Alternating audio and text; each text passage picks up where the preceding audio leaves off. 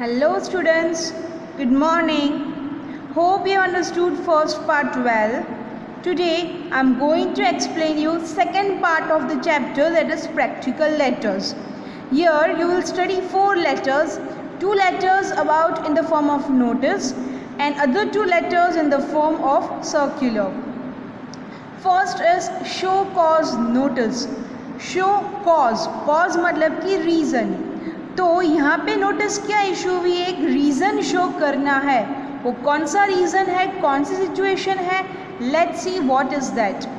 Now here the topic is Harshil Patel, an employee of the Sian Chemicals Limited, remains absent from duty for 3 consecutive days without taking permission of the officer.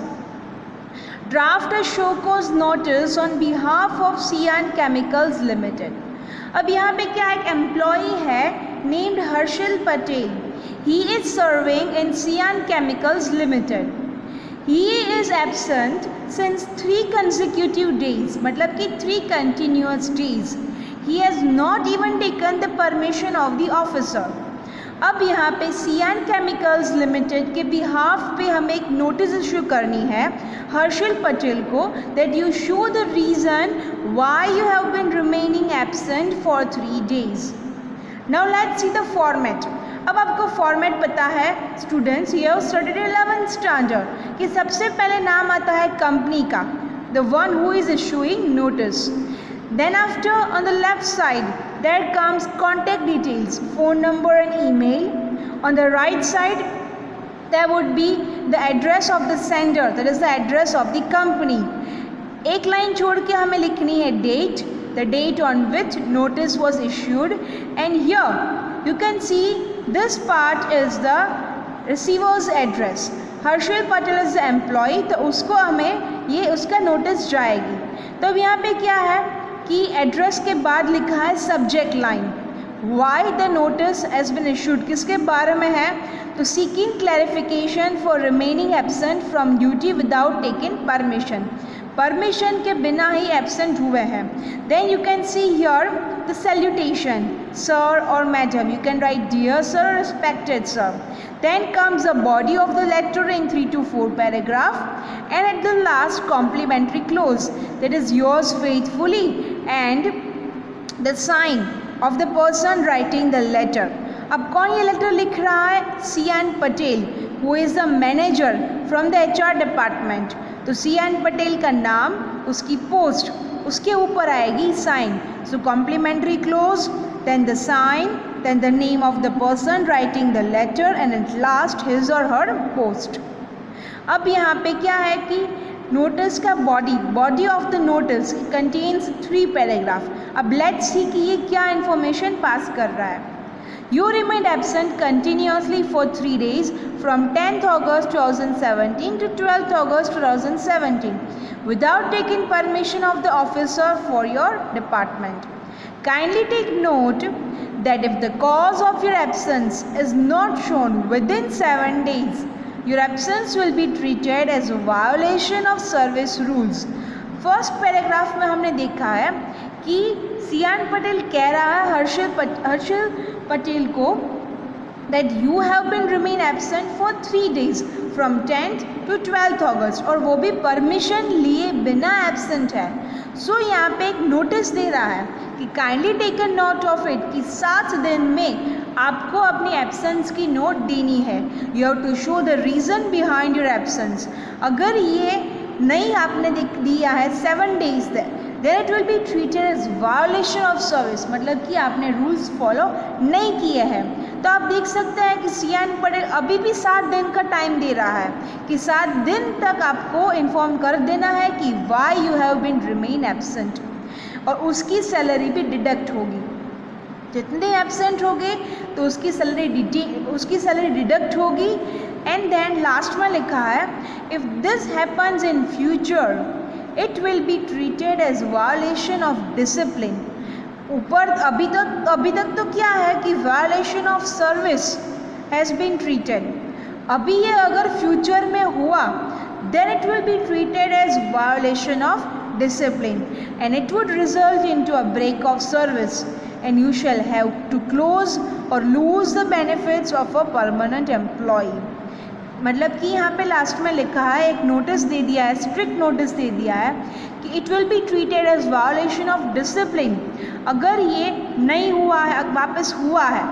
And then after लिखा है कि it would result into a break of service, मतलब कि you have to resign from the employ as a first of employ. And benefits जो है permanent employee के वो आपको नहीं मिलेंगे. सो यहाँ पे हमने देखा है कि शो कॉज नोटिस, मतलब कि employer has asked the employee that why you have been remaining absent for 3 days continuously, और उसको नोटिस मिली है. Next, notice regarding voluntary resignation. Shri Jagdish Pavsar desires voluntary retirement from his company. Draft a letter regarding resignation notice. अब यहाँ पे एक employee है जिसका नाम है Jagdish पवसार. He wants to take voluntary retirement from his company. मतलब कि अभी उसका रिटायरमेंट का टाइम नहीं आया है, बट वो विलिंगली जल्दी रिटायर होना चाहता है. सो उसके लिए हमें नोटिस इश्यू करनी है. नाउ सबसे पहला आएगा सेंडर्स एड्रेस. इसमें क्या था फर्स्ट नोटिस में कि कंपनी का नाम यहाँ पे आया था, बट यहाँ पे तो कंपनी इशू नहीं कर रही है नोटिस, इसलिए जो कॉन्टैक्ट डिटेल्स है वो भी नहीं आएगी यहाँ पे लेफ़्ट साइड में, और यहाँ पे कंपनी का नाम भी नहीं आएगा. तो यहाँ पे क्या है कि sender's address, that is the address of Jagdish Pavsar. He is a machine supervisor, Shyam industries, Naroda, Ahmedabad. उसका मोबाइल नंबर, देन डेट लिखा है 5 June 2017. एंड नेक्स्ट लाइन में है on the left side the sender's, the receiver's address, that is the manager, Shyam industries, Naroda, Ahmedabad, और pin code of Ahmedabad. Next line में लिखा है subject, why the notice has been issued, because उसको voluntary retirement लेनी है, to sanction application for voluntary retirement. The next line comes salutation, that is sir. उसके बाद आएगा body of the letter, that is body of the notice in 3 paragraph. I have been performing my duty as a machine supervisor in your company for the last 10 years. I am highly satisfied for having spent important years of my career in your company. तो यहाँ पे वो क्या बोल रहा है, सबसे पहले जितने टाइम उसने सर्विस किया है और सेटिस्फाइड उसको हुआ है तो वो अप्रिशिएट करेगा कंपनी को. ही इज सेइंग दैट अपनी और से मैंने मशीन सुपरवाइज़र की ड्यूटी की है कंपनी में. I am working here since 10 years and I am very highly satisfied for serving 10 years of my career in your company. ये फर्स्ट पैराग्राफ में अप्रिशिएशन दे दिया है एम्प्लॉयर को. उसके बाद क्या लिखा है कि उसको वॉलंटरी रिटायरमेंट चाहिए. किसके लिए चाहिए, अब लेट्स सी कि उसने रीज़न क्या बताया है. I want to take voluntary retirement due to my family and personal reasons. As per the condition of service it is necessary to inform 3 months prior to voluntary retirement. I request you to relieve me from my 3 months from the dates of this letter. अब यहाँ पे क्या लिखा है कि उसको voluntary retirement चाहिए. Why, because of some family and personal reasons. अब कंडीशन क्या है सर्विस की, that he has to inform the employers prior 3 months. 3 months पहले उसको नोटिस देनी पड़ेगी कि मुझे वॉलंटरी रिटायरमेंट चाहिए, तो उसको 3 months पहले दे दिया. अब लेटर कौन सी डेट पे लिखा है, 5th June. तो 3 months that is 5th September, उसके पहले वो कंपनी में से रिटायर नहीं हो सकता है. Last paragraph, I request you to issue an order to pay me the accumulated provident fund, gratuity and other benefits due towards me. अब यहाँ पे क्या लिखा है उसने कि मैं आपको रिक्वेस्ट करता हूँ. अब now you all know very well that employee does not only get the salary, उसके साथ साथ प्रोविडेंट फंड है, ग्रेचुइटी फंड है, या फिर कोई दूसरा फंड है, कोई अलग से बेनिफिट्स है कम एम्प्लॉयज़ को, तो वो कब मिलता है, at the time of retirement from his service. तो ये यहाँ पे बोल रहा है कि मैं आपको ये भी रिक्वेस्ट करता हूँ कि जो भी एक्यूमुलेटेड प्रोविडेंट फंड है, ग्रेचुइटी फंड है, अदर बेनिफिट्स है, वो जो भी ड्यू है वो मुझे रिटायरमेंट तक मिल जाए। थैंक यू, योर्स फेथफुली जे भवसार। अब जगदीश भवसार की साइन ऊपर की है उसने, उसके बाद उसका नाम लिखा है और पोस्ट तो ऊपर ही मेंशन कर दिया था यहाँ पे that he is a machine supervisor. That was the second notice. Now here you will study about other two letters, which is circular. Circular regarding celebration of national festivals. अब यहाँ पे एम्प्लॉयर को issue करना है कि national festival celebrate हो रहे हैं, उसके बारे में सर्कुलर देना है। नाउ लेट्स सी ये क्या है। So your employer wants to celebrate all the national festivals और उसके बारे में एम्प्लॉयज़ को नोटिस सर्कुलर पास हुआ है। The first will be the name of the company, that is Active Cooperative Bank Limited. उसकी contact details यहाँ पे है। On the right side you can see the address of the company with the name of the city and PIN code. Then comes the date on which the circular is issued on the left side. अब यहाँ पे circular issue हुआ है, it can not be issued to a particular person. Notice में आपने देखा है कि एक इंडिविजुअल पर्सन को इशू हुआ है, इसलिए यहाँ पे पूरा एड्रेस है, बट ये क्या है, it has been to be issued to all the employees in a group. So क्या लिखा है, to employees of all branches. Subject circular regarding celebration of national festivals. अब यहाँ पे एम्प्लॉयर बहुत ही अच्छा है, तो वो एम्प्लॉयज़ को क्या एड्रेस करता है, फ्रेंड्स। नाउ लेट्स सी वो क्या लिखता है।